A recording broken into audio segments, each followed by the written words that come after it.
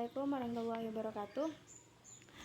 Alhamdulillahirrahmanirrahim. Wassalatu wassalamu ala asyrafil anbiya mursalin Sayyidina Muhammadi wa ala alihi ajmain. Amma ba'du, yang saya hormati pengasuh Pondok Pesantren Zainul Hasan Genggong, Kiai Haji Muhammad Hasan Mutawakil Allah SMM.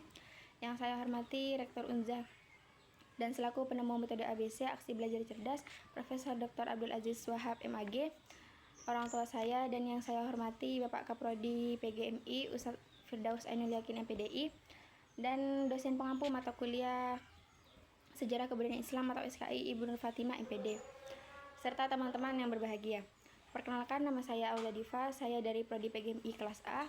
Saya di sini akan menceritakan atau menjelaskan sedikit tentang sejarah Islam masa Rasulullah periode akhir yang mencakup 3 komponen, yaitu Haji Wada, wafatnya Rasulullah, dan juga masa pemerintahan pasca wafatnya Rasulullah. Haji Wada adalah haji yang dilaksanakan oleh Rasulullah pada tahun ke-10 Hijriah.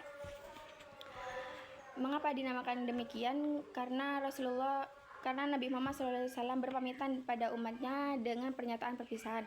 Dalam pelaksanaan Haji Wada ini, beliau menyampaikan tentang beberapa ketetapan Allah dan sempurnanya ajaran Islam saat khutbah di Arafah. Dan yang kedua, wafatnya Rasulullah. Rasulullah wafat pada tanggal 12 Rabiul Awal tahun 11 Hijriah bertepatan dengan 8 Juni 632 Masehi di Madinah. Beliau wafat pada usia 63 tahun setelah sakit selama beberapa hari. Beliau sakit saat kepulangan beliau dari pelaksanaan Haji Wada. Dan beliau wafat di rumah salah satu istrinya, yaitu Sayyidah Aisyah radhiyallahu anha. Saat detik-detik terakhir beliau mengucapkan kalimat la ilaha illallah dan berpesan kepada sahabat Abu Bakar untuk menggantikan beliau sebagai imam. Jenazah beliau dimakamkan di tempat beliau wafat, yaitu di rumah Sayyidah Aisyah, yang sekarang tempat tersebut menjadi bagian dari Masjid Nabawi di Madinah. Dan yang ketiga, masa pemerintahan Islam.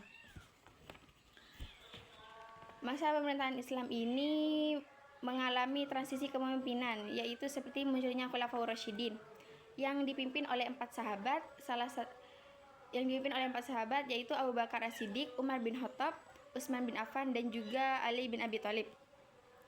Masa Khulafaur Rasyidin ini disebut sebagai periode emas karena prinsip-prinsip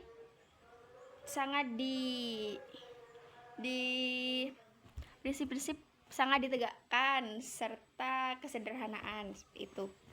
Dan juga pada masa ini Islam menjadi wilayah yang sangat pesat, mencakup Jazirah Arab, Irak, Suriah, dan juga Mesir. Namun pada masa Khulafaur Rasyidin ini mengalami konflik internal, apalagi pada masa Utsman dan juga Ali bin Abi Thalib, sehingga menyebabkan beberapa perpecahan umat. Tantangan utamanya pada saat masa pemerintahan pasca wafatnya Rasulullah ini yaitu krisis kepemimpinan dan perpecahan umat, gerakan Ridwan, serta ekspansi wilayah, dan juga beralihnya kekuasaan kepada dinasti Umayyah. Mungkin itu saja, dan kesimpulannya adalah masa pemerintahan periode akhir ini ditandai dengan beberapa peristiwa, yaitu yang pertama Haji Wada, haji terakhir Rasulullah yang beliau menyampaikan khutbah perpisahan, dan yang kedua wafatnya Rasulullah.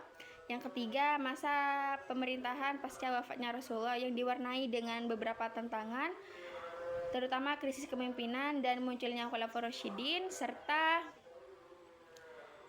beralihnya kekuasaan kepada dinasti Umayyah. Mungkin itu saja yang bisa saya sampaikan, kurang lebihnya mohon maaf. Wassalamualaikum warahmatullahi wabarakatuh.